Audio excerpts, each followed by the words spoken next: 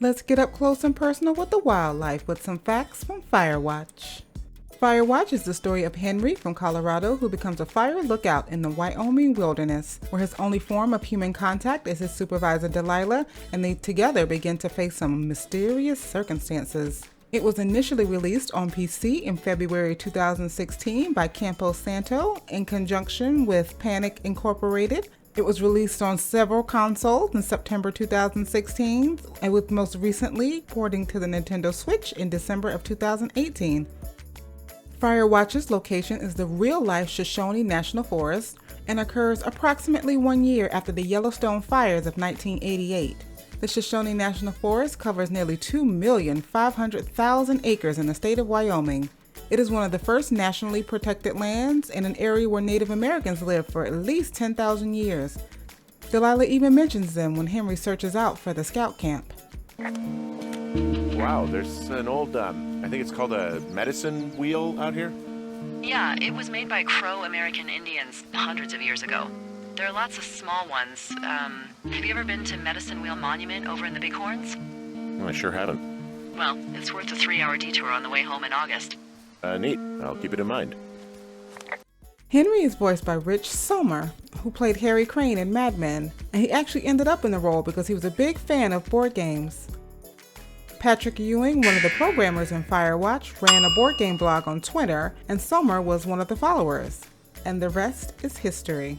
The lead artist, Jane Ng, worked on The Cave at Double Fine, and writers and directors Sean Vanneman and Jake Rodkin were team leaders behind the hugely successful first season of The Walking Dead at Telltale Games. They carried over some of their influences in the creation of Firewatch.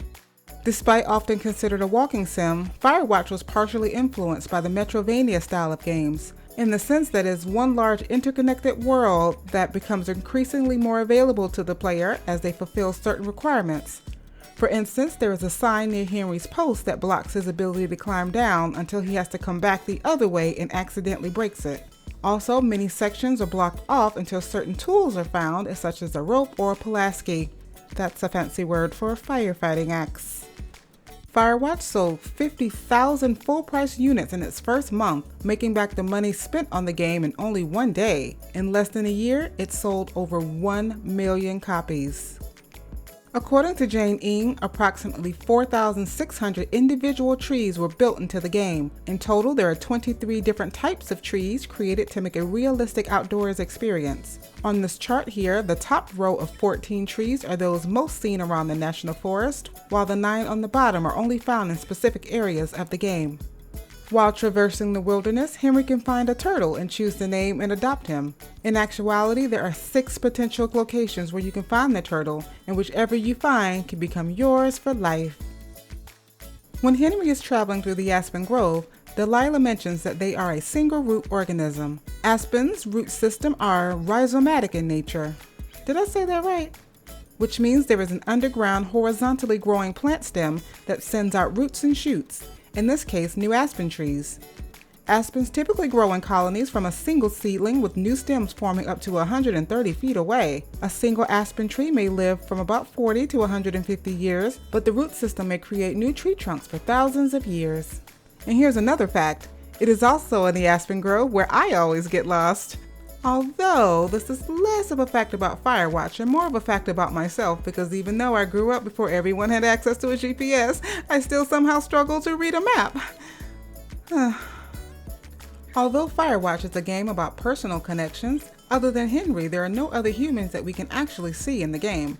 At one point, Ng says that Henry was going to interact with other people, such as running into other hikers, but due to the restraints on resources and time, having other characters physically appear in the game was too expensive to make happen. This was a design choice that eased the game creation process since no other humans had to be rendered again and again, but it also added to the feeling of aloneness and isolation that comes along with the job of a Firewatch. One of the aspects of Firewatch that often catches players off guard are the hard cuts. You're running around, completing a mission, going about your day, talking with Delilah, and then bam! The game moves you along to the next day. The use of hard cuts was inspired by the day counts in Dallas Buyers Club, which amplify the passing of time while cutting out all the boring stuff. Since most of a Firewatch's job is literally sitting and looking around for days on end, not the most entertaining way to game. If you want to have a little fun, you can throw the baseball or the toilet paper roll in the toilet bowl if you'd like. And to keep things safe while you do your business, you can even have forest burns hang out there with you and keep you company. Creepy. Lots of work went into making the dialogue believable, including doing playtests where you do not talk to Delilah at all, unless it's required to progress the game, to make sure Delilah never references things that she should not know. And to add to believability, once you select a dialogue option, the other choices go away so that you cannot cycle through them. Your choice is your choice. Responses are also timed because no response is a response. To create a world as smooth and seamless as possible, the developers use a technique called world streaming to prevent loading screens. World streaming allows for only rendering what is relevant in the moment when you are traveling through the world, so surroundings are rendered in and out depending on how close you are. Here's a fun fact. This is what Henry looks like when the game glitches and you can literally see inside yourself. And here's what Henry looks like as a statue, standing all alone in the middle of the woods if you decide to play with the developer's commentary on. Freaky. One of the landmarks in the game is a controlled burn, and although this game is set during the summer, those typically occur in cooler months to reduce potential kindling from building up and causing more serious fires later down the road. Controlled burns also have additional benefits such as revealing soil mineral layers as well as promoting seed disbursement and the growth of certain vegetation in the forests. There are quite a few gaming Easter eggs scattered throughout the game. In one of the cache boxes, Henry may stumble upon the book The Accidental Savior by the author Terrence L. Greenbrier. Those who have played Gone Home may recognize this book as the one written by the father, and Gone Home was an inspiration for Firewatch, and it has even been suggested that these two occur in the same universe. There is another book, titled The Patriots, that Henry brings with him from home. Metal Gear Solid fans may recognize this reference, as the author of The Patriots is Donald Anderson, who is the DARPA chief from Metal Gear Solid 1, and the cover art, the revolver with the flag, is a reference to Metal Gear Solid 4. Another Easter egg is a sweatshirt from the University of Eastern Colorado, which is a college campus that Joel and Ellie visit in the game The Last of Us. In fact, listen to this totally meta conversation between Delilah and Henry regarding the sweatshirt. I found a sweatshirt from the University of Eastern Colorado. Maybe it's one of the girls. It's been here a long time. There's a University of Eastern Colorado? I really don't think there is. Why would somebody make that up? Right, and then put it on a sweatshirt. The world's a weird place. Back to the books. There were a lot of books in the game, and astute players, or those who use gaming guides, may have noticed that many books had numbers in the titles. In fact, there are 10 books, each referencing numbers 1 through 10. Some players were collectors enough to bring them back to the lookout tower and place them neatly on the bookshelf. But I just prefer to chuck them back in the cache box, or on the ground, or, wherever. Writer Chris Remo said that the team chose to focus the game on the present and not the past. They consider the player a participant, not an archaeologist. Even when the game does focus on the past, such as Henry's past with Julia, you play through the flashback. It isn't just a memory. You aren't simply uncovering the backstory of Henry and what brought him to take on this job. You're experiencing his history with him, and you're a part of its creation.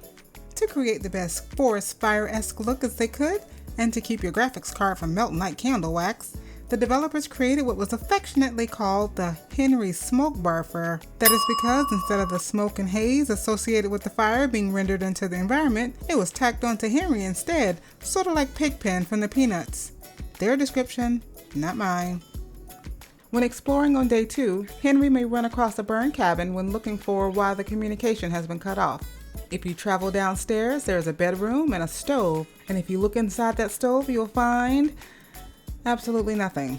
But if you go into that same cabin on any other day besides day 2, you just might be attacked by a woodland critter living in the stove. And if you tell Delilah about your raccoon encounter, she just might treat you with a little bit of a ghost story.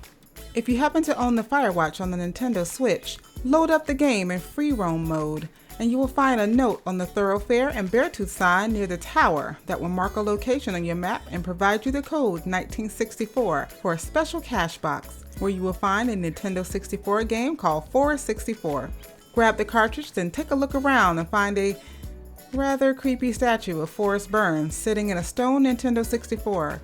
Pop that bad boy in and you'll be able to play multiple games within a game, Banjo-Kazooie style. Depending on your choices, Henry will visually show his internal conflict about his marriage by taking off his wedding ring. Now during this playthrough, I both flirted with Delilah and I never spoke about Julia, and I ended up with this scene, but I don't know which one caused it or if it was the combination of both. But yeah, that was a pretty powerful gesture.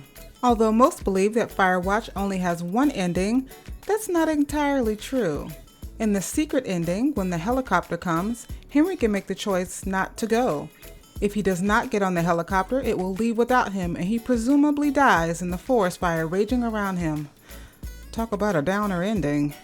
So, what facts did you find interesting? Which ones did I leave out? Let me know in the comments. I'm Journey of the Indie Journey. Thank you, and I'm out.